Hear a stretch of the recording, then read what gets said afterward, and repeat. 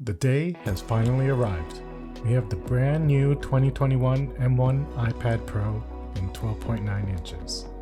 In this video, I'll be unboxing the iPad and accessories, the Apple Pencil and Magic Keyboard, run through the setup, and jump right into the basics. Unboxing the iPad is pretty straightforward. We can see the picture of the iPad on the front. Opening the box, we have the iPad, some documentations, and of course stickers. It also comes with a USB-C connector and power charger. The Apple Pencil is as easy as it gets. Everything just slides right out and you just unwrap the pencil. It's white and has a soft touch finish. Now we have the Magic Keyboard, and it's as simple as pulling off the lid to reveal the cover. It's protected with a paper insert that contains the documentation. It's sleek, slim, and has a soft silicone-like touch. Now, let's put everything together and start it up. My experience with Apple's 2021 iPad Pro and Magic Keyboard prompted a sense of deja vu. The new iPad Pro may have some new colors in its first-party keyboard cases, but it looks basically the same as Apple's previous two iPads. That was before I powered on the tablet. When I pressed the power button on the new 12-inch iPad Pro, I was instantly taken away. Compared with older models, the new iPad Pro's screen looked brighter and cleaner, with smoother animations. In the same way as the previous iPad models, the 2021 iPad Pro comes in two sizes, 11 and 12.9 inches.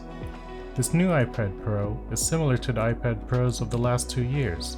Their design features are mostly the same, with thin bezels covering a true-depth camera for Face ID, and flat aluminum bodies that have become Apple's design standard. More than ever, the larger 12.9-inch iPad Pro highlights the bigger screen I mentioned earlier in the intro, a mini LED display called Liquid Retina XDR. Mini LED displays are similar to OLED, often used by high-end television manufacturers like TCL, Samsung, and LG, except it produces a higher brightness of 1000 nits. The display is powered by miniature light-emitting diodes. A traditional LCD panel in the 2020 iPad Pro only had a handful of LEDs. The mini LED panel in the 2021 iPad Pro has over 10,000 LEDs. Due to its additional LEDs, the new iPad Pro is able to produce a wider dynamic range, greater contrast, and greater brightness than its 2020 predecessor. This is why the new iPad Pro can show so much greater detail and brightness than last year's model. In comparison, an iPad Air can reach a maximum brightness of 500 nits, and the M1 MacBook Pro does so at 600 nits. Both devices are fine indoors, but not near the iPad Pro 2021, which reaches a peak brightness of 1600 nits. On the iPad Pro, only the mini LED screen brightens up. It doesn't stick out, and it's more suitable for productivity machines. Watching YouTube is a great start, and speakers are pretty loud for such a tiny screen. The main attraction is watching movies on the iPad. Movies glimmer and have such a deep color and black levels that sink into the abyss. I'm thoroughly happy with watching on my old 4K TV, but this is on a different level. I can't wait to test out HDR content. So the question is, just how powerful is the M1 in the iPad Pro? The M1 SoC used in the iPad Pro line is another big upgrade this year, featuring the same ARM-based SoC that's in the MacBook Air and Mac Mini and MacBook Pro, which have all been received well, beating out Intel-powered Macs in both real-world and benchmark tests. The iPad OS feels snappy and equally responsive just like the iMac. Opening and closing apps feels fluid and makes me want to repeatedly do this over and over. Gaming, on the other hand, is quite the experience. Sonic just loads instantly and I feel no loss of control, stuttering, or lag whatsoever. Combined with my PS5 controller, I can sit here and play all day and never know the difference. The XDR display really amps up the colors, and the ProMotion response makes it as smooth as butter. I'll definitely be trying out some other games. If you guys have any suggestions that you want me to test, leave a comment down below and I'll make sure to include it in my next video. Additional updates include Thunderbolt ports in both models, 5G connectivity, and the front-facing camera gets an upgrade to a 12 megapixel ultra-wide camera, which is put to good use now in the world of teleconferencing.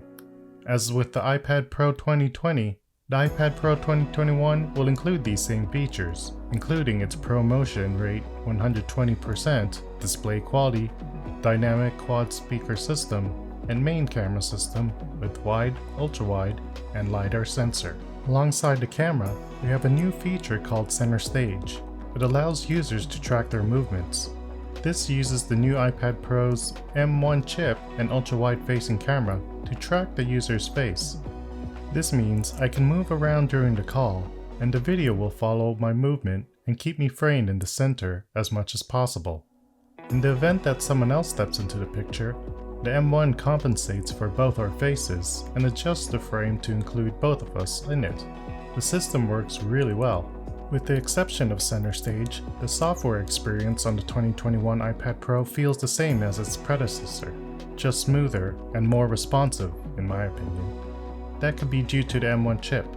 So the new iPad Pro continues to be a very good tablet, with better animations, UI, and a more comprehensive app ecosystem. Using the tablet as a replacement for your computer can be hit or miss, since you only can have 2 apps open at once. Alongside the iPad Pro, I bought the Apple Pencil and wondered, can it be used as a replacement for my iMac as a creativity powerhouse machine? I've never used an Apple Pencil before. I'm a huge fan of them now using the new iPad. It's the perfect tablet for jotting down notes in Apple's Notes or sketching in the popular Photoshop app. Though Apple didn't reveal the exact number of printer sensitivity levels, professional artists said that the Apple Pencil had about 4.096 levels of sensitivity, similar to the Surface Pen. I found it to be lag-free and comparable to a Wacom tablet. With a finer tip than our fingers, the Apple Pencil can be also used for photo and video editing. I feel like I can use this instead of the iMac for design work. Jotting down notes is also fun to use and as simple as writing in a notebook. As a bonus, it seamlessly transfers to the iMac.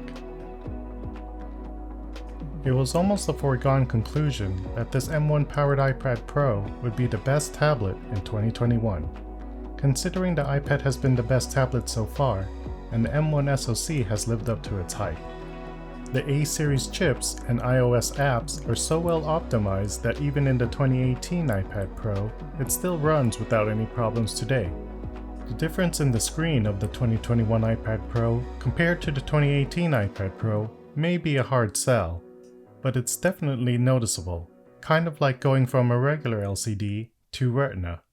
Even older Apple products from 4 years ago still run just perfectly fine for normal usage. This is why Apple insiders are wondering if the iPad Pro will be updated with any new software, because the M1 really is too powerful for just an iPad. Apple prices this 2021 iPad Pro like it's more than just a tablet too, with the 11-inch Apple iPad Pro starts at $799. That seems like a very affordable price for a brand new product. But the 11-inch model does not have a mini LED screen. It's also worth noting that if you want all the accessories to go along with your powerhouse M1 iPad Pro, you'll be shelling out a couple $100 additional for the pencil and the Magic Keyboard. You can check out my Should You Buy video if you're on the fence about upgrading. So there you have it. The best tablet from Apple is priced in the same range as a flagship laptop. Unless you plan to use the iPad Pro mainly for bedtime reading and watching Netflix, I would suggest staying away from the 2021 model. Alternatively, you could choose the regular iPad or an iPad Air instead, which offer better value. However, for people who would actually use this machine to perform their work, artists, writers, video editors, and eventually coders, I'd argue that the 2021 iPad Pro is worth it since they'll be getting a new device that excels at work and play. Apple just has to enable the M1 iPad Pro. Hopefully, WWDC has some answers, which is just around the corner. Stay tuned for a full in-depth review, and if you'd like to know something in particular, leave a comment down below and I'll do my best to include it. Apple has truly made a killer machine by placing in the M1 chip, giving it XDR display and Thunderbolt 3 connectivity. With all that said, if you liked the video, Subscribe and hit that notification bell to stay updated on all our latest content. Are any of you picking up the new iPad Pro or waiting for the colorful iPad Airs? Let me know in the comments below and I'll catch you all in the next one. Peace.